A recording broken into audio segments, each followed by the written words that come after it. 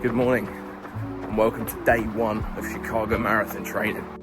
Over the next 16 weeks, I'm going to be documenting my training in my dogged pursuit of a sub 3 hour marathon.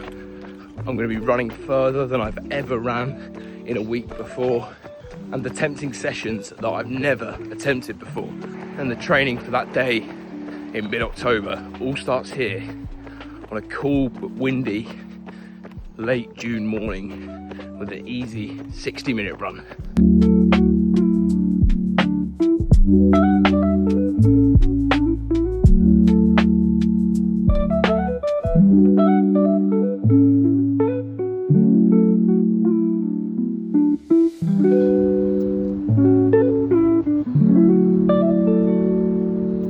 Good morning, it's Tuesday. Today we have an interval session on the cards. I'm currently about 11 minutes into a 15-minute warm-up, and then I'm going to do 10 lots of 3 minutes with about 90 seconds of recovery in between. I always make sure I warm up for at least like 10 minutes on these interval sessions, just because it gets the legs going, gets them warm. You don't want to start smashing out high intensity stuff if your muscles aren't ready for it, so really important to warm up.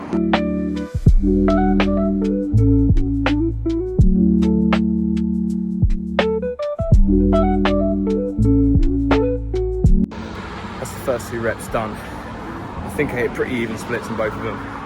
Over 3 minutes I did 810 meters for each, so feeling good. That's 3 and 4 done. Number 3 I got 0.88 kilometers, so 880 meters, so pretty good. I'm not actually sure how far I went on the 4th one, but it was further than the first 2, so getting a bit faster, which is nice. So that's 5 and 6 done. 0.81 and 0.79, so a little bit slower, but feeling it a bit now. Anyway, over halfway there, so not long left. So that's 7 and 8 done. 7 was 830 meters. I think 8 was about 800 on the dot. So fairly even. Legs are starting to feel it though. Last 2 reps are going to be horror. That's it. We are done. 9 and 10. I think 9 was 0.79k. 10 was, I think, 8.3. No, 0.83. Overall, enjoyed that. Felt pretty hard at times, but not overly difficult. I need to properly check all my splits when I get home. But yeah, 15-minute cool down now, back home. And there's no better feeling than the cool down jog home after a heavy interval session. It is the best. Guten Morgen. It is Wednesday, and this morning it's just a nice easy 60 minutes, but I'm going to follow it up by going to the gym and doing strength training, which is never a highlight, but it's got to be done twice a week, so I may as well just get over it. I did a video a few weeks back where I spoke about the fact that I don't wear headphones on easy runs. Yeah, well, I've ditched that, but I only make one exception to that, and that's if I've got a good podcast to listen to. And today, I'm listening to Louis Theroux interview Nick Kyrgios, which is an interesting crossover, but very, very good.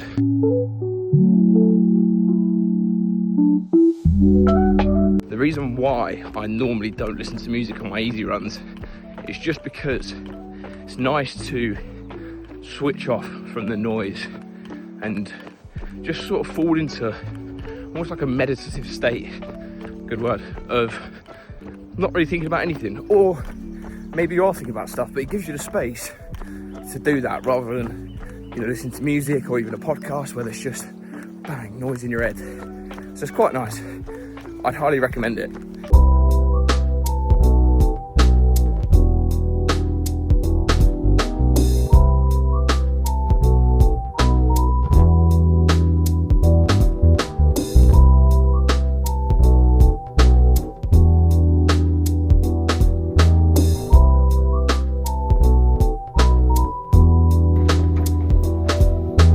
So that is Wednesday morning, done and dusted.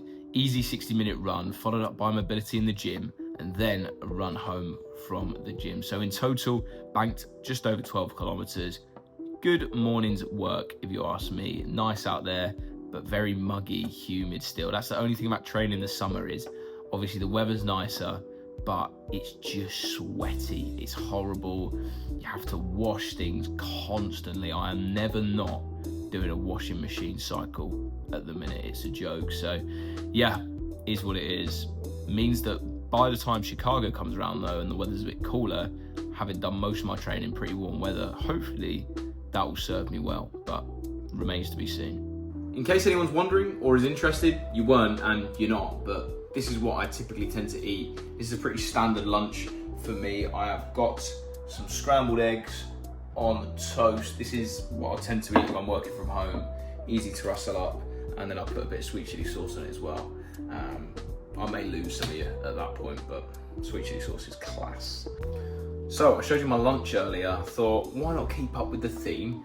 Show everyone food that they're not interested in seeing and they probably think looks terrible. Here's what I'm having for dinner. This is a pretty classic dish in my weekly rotation. It is prawn and courgette pasta with red peppers, garlic, bit of lemon. Probably the healthiest thing I actually eat, to be honest with you, throughout the week. It's a lot of vegetables, some prawns, and heartbreak, basically. It is actually really quite nice and very healthy, which is very important. Although I do ruin it with 4 slices of garlic bread, just telling myself that these are essential carbohydrates for me. Anyway, that's Wednesday. Tomorrow is a rest day, which I am grateful for, and then a big weekend, Friday, Saturday, Sunday. Lots of mileage, lots of volume. Quite interested to see how far this week actually ends up being, to be honest, because I don't measure my runs in distance, I measure them in time. So I never actually know quite how far it's going to be before I set out. I have a rough idea, of course, but yeah, be interesting to see. Good morning. It is Friday morning, and today I'm going to be doing a threshold session. So I have 3 lots of 10-minute blocks of threshold with a 5-minute rest in between, followed by, of course, the warm-up and cool-down. Then I'm going to go to the gym, do another mobility session, because I'm not really going to have much of a chance to get it in over the weekend. So I need to get my 2 a week in. It's a non-negotiable, so I'll need to do it today. Let's get stuck in. That's the first 10 minutes done. I'll put my splits somewhere in this video. But yeah, felt all right. A little bit harder than I might have liked, but oh well. That's the second 10-minute block done. I was a bit faster in that block, I think, and felt like I hit quite a nice rhythm, to be honest, but not really too sure. So we'll have to see when we get back. Feeling all right, 1 more block left. That's block 3, the final block done. Harder, much harder than the other 2, don't know why. Struggled a bit more to maintain a pace, and yeah, just difficult.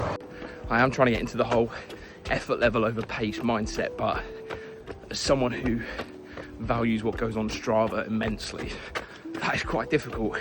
Anyway, time for a nice cool down that will end up in the gym. Really can't be arsed with that, but I've committed to it now.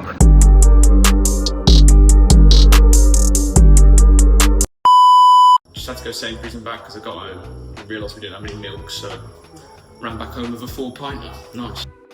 So back home, I left the house about 2 hours and 15 minutes ago, so it's been a long morning of running and gymming. Threshold session went quite well, quite enjoyed it to be fair, and felt pretty good. Got into some nice rhythm within each set, although the last set did feel a little bit more difficult than I'd have maybe liked, and the heart rate sort of reflected that a bit. I think I creeped into the 180s, which I ideally want to avoid, but I don't really pay too much attention to that. It's more about effort level for me, and on the effort side of things, I felt like I was putting in enough but not too much, so yeah, that was pretty good.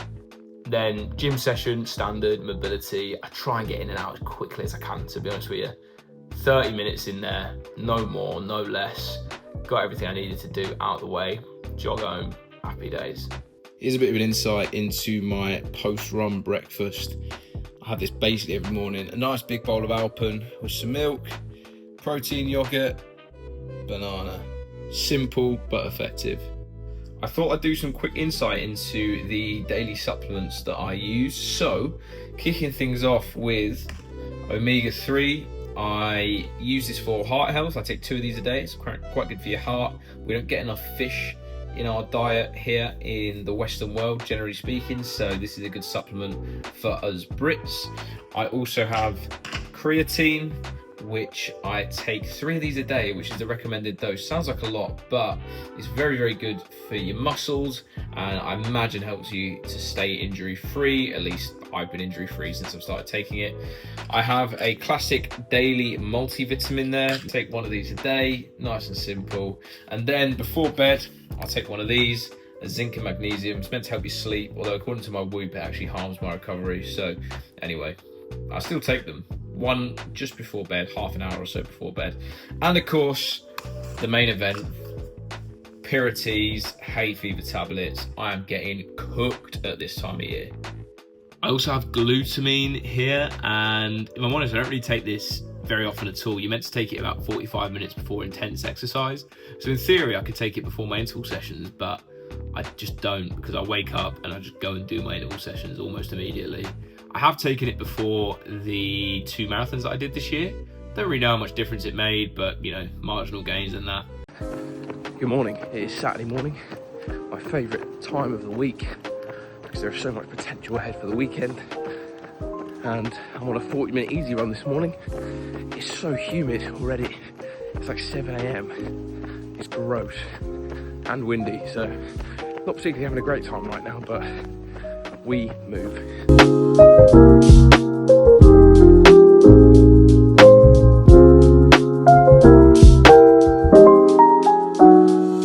I'm sweating way too much for someone who's on an easy run.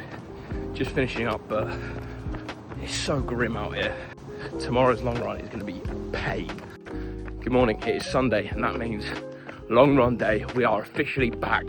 This is the first long run I've done in quite a long time, actually, and I'm really looking forward to it.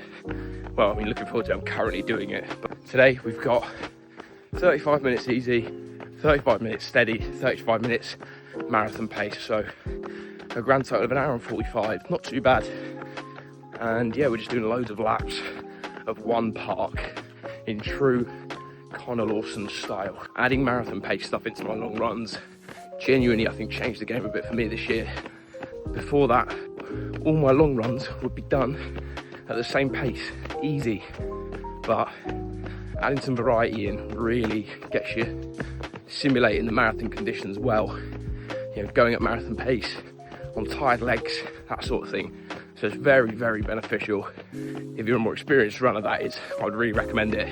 If you're new to running though, stick with the easy pace, because that's the most sustainable. So that's the easy 35-minute block done. I think I got to about 6.3 kilometers, something like that. But moving on to the steady block now. I always find it very difficult to define steady. Like, what pace is it? What does it actually mean? And for me, it just tends to be a little bit faster than easy, but still more comfortable than uncomfortable, if that makes any sense. I know I always say it's about effort level and not pace, but for reference, roughly, it's maybe 20 to 30 seconds faster than my easy pace per kilometre, roughly. I'm just about to finish the steady section. I think I'll have done about 7.3k. Now, time for pain in about 30 seconds time. Marathon pace block is the only block where I don't go according to effort. I actually try and hit a pace, which is that sub 3 pace, 4:15 per kilometre. Let's see how we do. Water has never tasted so good. Ended up cutting the marathon block into just half an hour, so only 5 minutes short, which is fine, but I just felt absolutely cooked. So the reason I cut that block short is I started off really well. First 3 kilometers on pace, I think it's 4:10, 4:10, 4:12 or 13, something like that. But it just started to feel really, really difficult. I was losing pace and I started to feel a bit tingly, like I was just working way too hard. I got down a dead end street here. Oh, bollocks. So yeah, it starts to feel a bit tingly, which is usually a sign that your heart rate's going a bit mad. So just slowed it down a bit. No point being a hero in the training block. I thought I'll get to half an hour and then a little 5-minute jog back, which is what I'm doing now. So pretty happy with it overall. You can have the excuses in order. Firstly, the ones that are my fault. 1, didn't eat anything before, very stupid. 2, not hydrated well enough, I don't think. Again, very stupid. I also picked a route that was quite undulating, meaning just a bit hilly. And I'd say that's half my fault, half not my fault, because I chose to run it, but 2, I didn't design that park, so. And the last excuse, this one's definitely not my fault, it is hot. It's like 9 AM and it's already 21 degrees and 75% humidity, so yeah, not good. But yeah, anyway, good week overall. Finished up with 83.6k, so a good start to the training block. Week 1 is already finished. Just another 15 to go. See you in the next video.